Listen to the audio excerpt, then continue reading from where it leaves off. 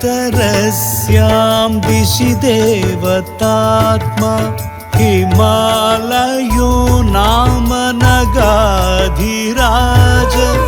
अस्त्युत्तरस्यां दिशि देवतात्मा हिमालयो नाम नगाधिराज। पूर्वापरुतोयनिधिवगाह्य स्थितः पृथिव्या इव मानदण्ड।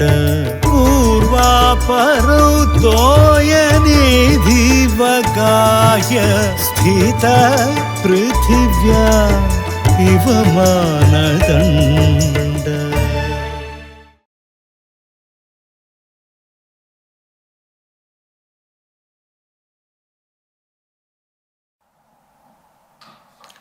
ചതുർമുഖ മുഖാംഭോജ വനഹംസ വധൂർമമ മാനസേ രമതാം നിത്യം സർവശുക്ല സരസ്വതി.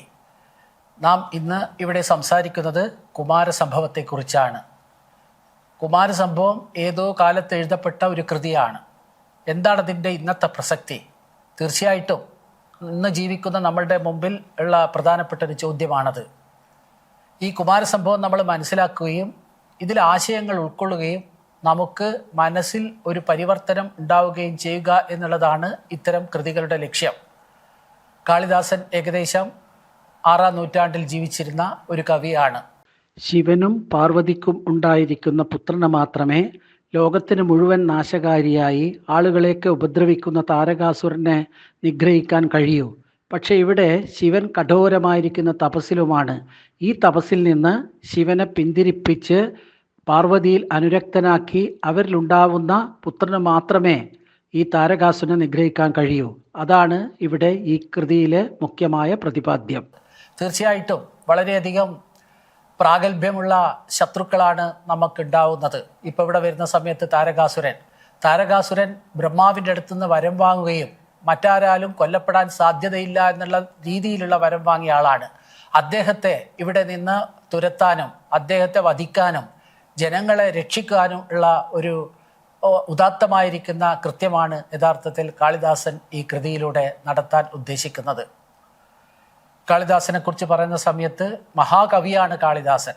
നമ്മളുടെ ഇന്ത്യൻ പാരമ്പര്യത്തിൽ കവികൾക്ക് യഥാർത്ഥത്തിൽ ഋഷിമാരേക്കാൾ ഉയർന്ന സ്ഥാനമാണ് നൽകിയിരിക്കുന്നതെന്ന് നമുക്ക് കാണാൻ കഴിയും.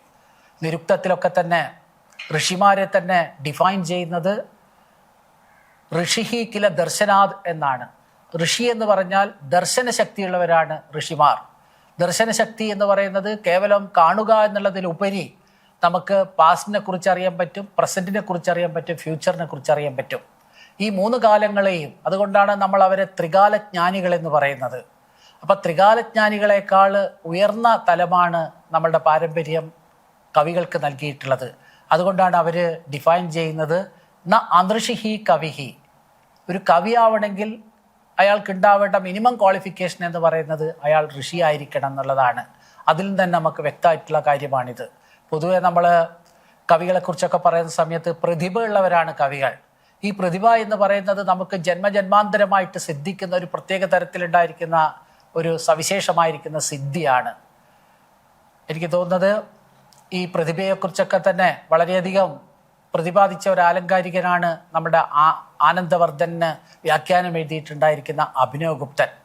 അഭിനവഗുപ്തൻ പറയും, അഭിനവഗുപ്തൻ്റെ ഗുരുവായിരിക്കുന്ന ഭട്ടതൗതൻ പറയും, സ്മൃതിർവ്യതീത വിഷയ മതിരാഗാമി ഗോചര ബുദ്ധിസ്താത്കാലികീജ്ഞേയ പ്രജ്ഞാ ത്രൈകാലികീ മത പ്രജ്ഞാം നവനവോന്മേഷശാലിനിം പ്രതിഭാം വിദുഹു.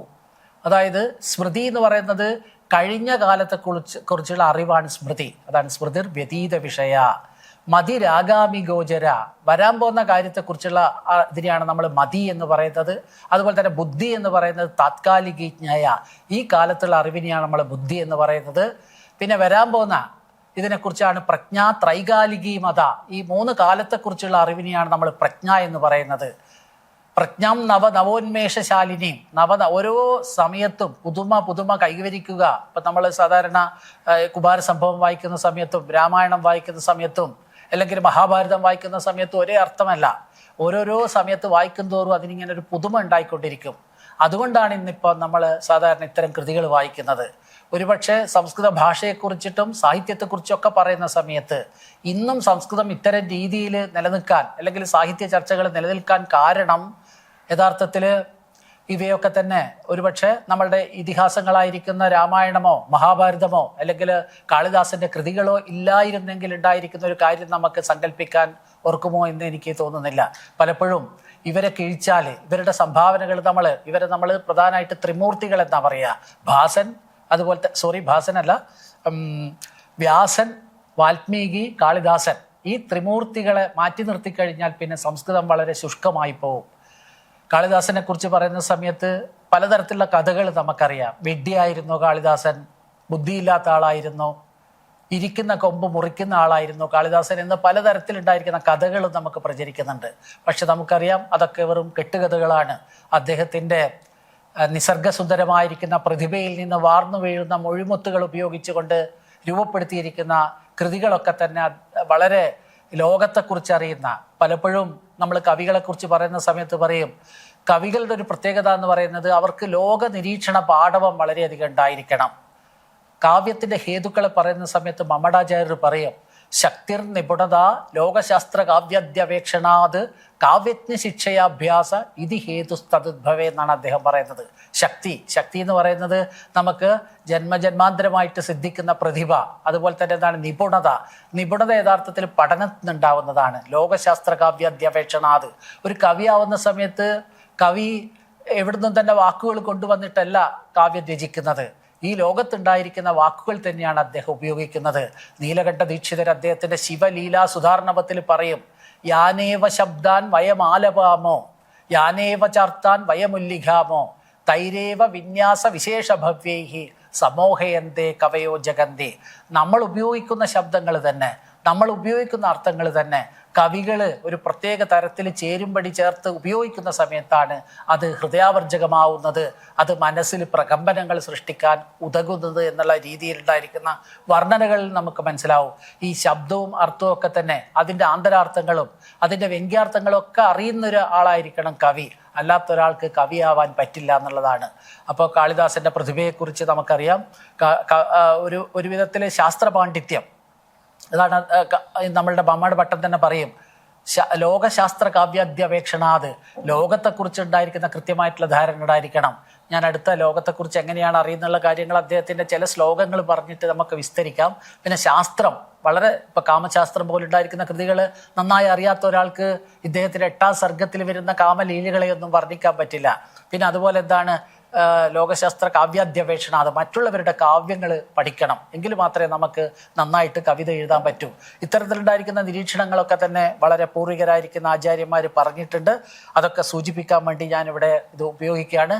അതുപോലെ തന്നെ മറ്റൊരു കാര്യമാണ് ഈ ശാസ്ത്രവും കാവ്യവും, ഇതൊക്കെ തന്നെ ലക്ഷ്യം വെക്കുന്നത് ഒരേ കാര്യം തന്നെയാണ്, നല്ല മനുഷ്യനെ സൃഷ്ടിക്കുക എന്നുള്ളതാണ് ശാസ്ത്രത്തിൻ്റെ, ഇപ്പം ഇതിഹാസമാണെങ്കിലും പുരാണമാണെങ്കിലും ഒക്കെ ലക്ഷ്യം വെക്കുന്നത്.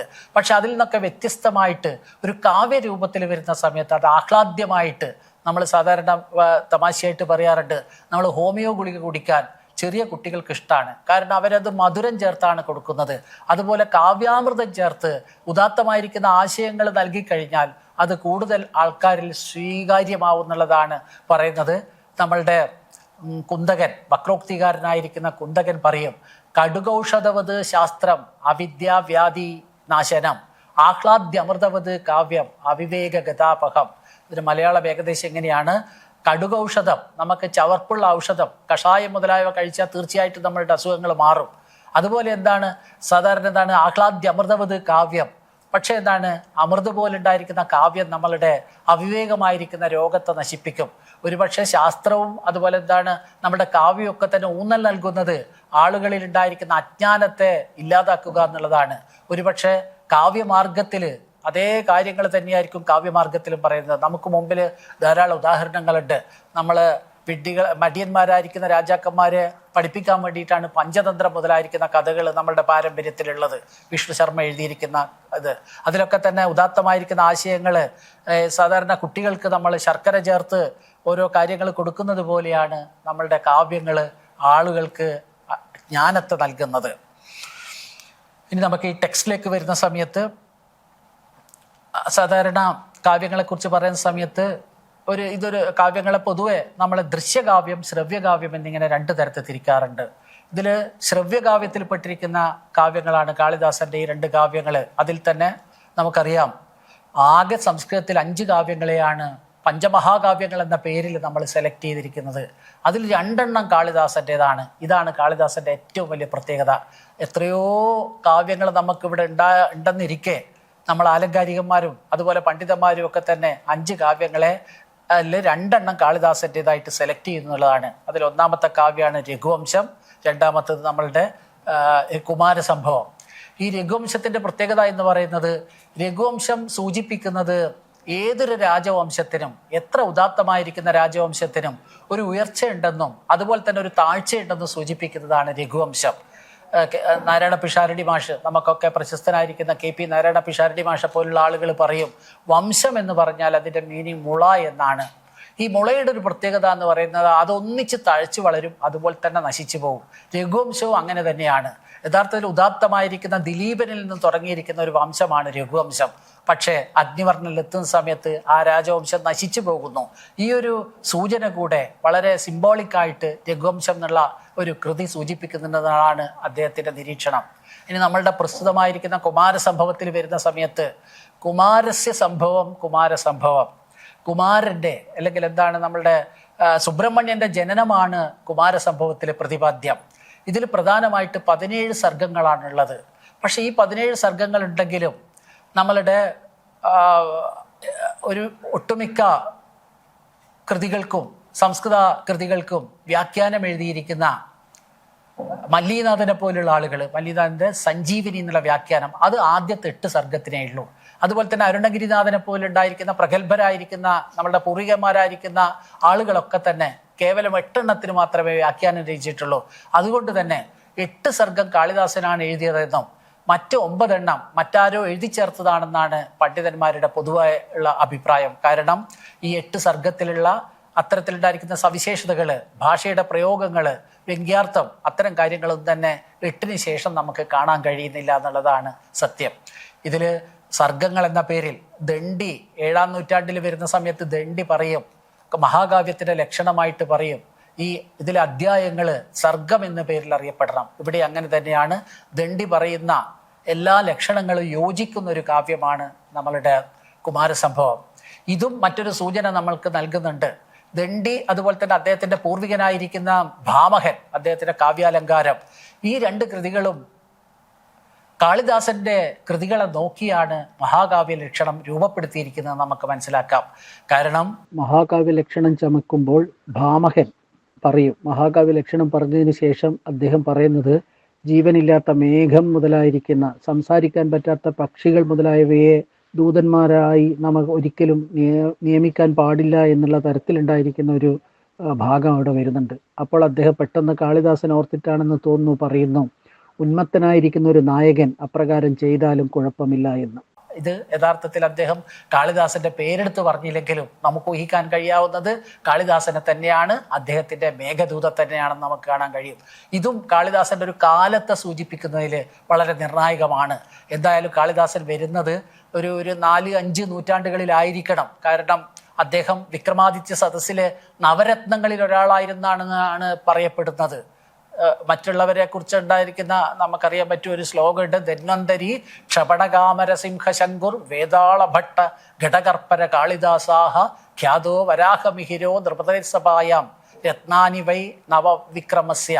അപ്പൊ വിക്രമാദിത്യന്റെ കാലത്തുണ്ടായിരിക്കുന്ന ആളാണെന്നുള്ള സൂചനയാണ് പൊതുവെ നമ്മൾ സ്വീകരിക്കുന്നത്. അതുകൊണ്ടാണ് അദ്ദേഹത്തിന്റെ കാലത്തെക്കുറിച്ച് പറയുന്ന സമയത്ത് ഒരു 6-ാം നൂറ്റാണ്ട് അല്ലെങ്കിൽ എന്താണ് 4-5 പൊതുവെ സംസ്കൃതക്കാരെ കുറിച്ച് പറയുന്ന സമയത്ത് അവരുടെ നൂറ്റാണ്ടുകൾ പരികല്പനം ചെയ്യുന്നതിൽ നമുക്ക് കൃത്യതയില്ല. പക്ഷെ എങ്കിലും ഇത്തരത്തിലുള്ള തെളിവുകൾ ഉപയോഗിച്ചുകൊണ്ട് നമുക്കത് സാധ്യമാവുമെന്നാണ് വിചാരിക്കുന്നത്. കൃതി ഞാൻ നേരത്തെ സൂചിപ്പിച്ചതുപോലെ തന്നെ തുടങ്ങുന്നത് ഹിമാലയ വർണ്ണനയോടുകൂടി. അടുത്തത് നമുക്ക് ഈ ടെക്സ്റ്റിനെ കുറിച്ചിട്ട് എന്തൊക്കെയാണ് അതിലെ പ്രതിപാദ്യം എന്നുള്ള കാര്യങ്ങളെക്കുറിച്ചുള്ള സൂചനയാണ് നൽകുന്നത്. ഞാൻ ഒരു സ്ഥാലി പുലാകന്യായേന, സംസ്കൃതക്കാർ പൊതുവെ പറയും സ്ഥാലി എന്ന് വെച്ചാൽ ഒരു പാത്രമാണ്, പുലാകം വറ്റ്. നമ്മൾ സാധാരണ വളരെ വീട്ടിലൊക്കെ നമ്മൾ ചെയ്യുന്നതാണ്. ചോറ് വെന്തോ എന്ന് നോക്കാൻ വേണ്ടിയിട്ട് നമ്മൾ ഒരിക്കലും എല്ലാ വറ്റും എടുത്ത് നോക്കില്ല. അതിൽ 1-2 വറ്റുകൾ എടുത്തിട്ട് അത് പരിശോധിച്ചാണ് നമ്മൾ ചോറ് വെന്തോ നോക്കുന്നത്. അതുപോലെ കാളിദാസന്റെ എല്ലാ കൃതികളിലൂടെ പ്രതിപാദിക്കുക, ഈ ചുരുങ്ങിയ സമയത്തിനുള്ളിൽ പ്രതിപാദിക്കുക എന്നുള്ളത് വളരെ ബുദ്ധിമുട്ടുള്ള കാര്യമാണ്. അതുകൊണ്ട് ഞാൻ ഇവിടുന്ന് അദ്ദേഹത്തെ മനസ്സിലാക്കാൻ വേണ്ടിയിട്ട്, കാളിദാസന്റെ ഹൃദയം എന്തായിരുന്നു എന്ന് മനസ്സിലാക്കാൻ വേണ്ടിയിട്ടാണ് ശ്രമിക്കുന്നത്. അത് അടുത്ത പ്രഭാഷണത്തിൽ നമുക്ക് ആരംഭിക്കാം.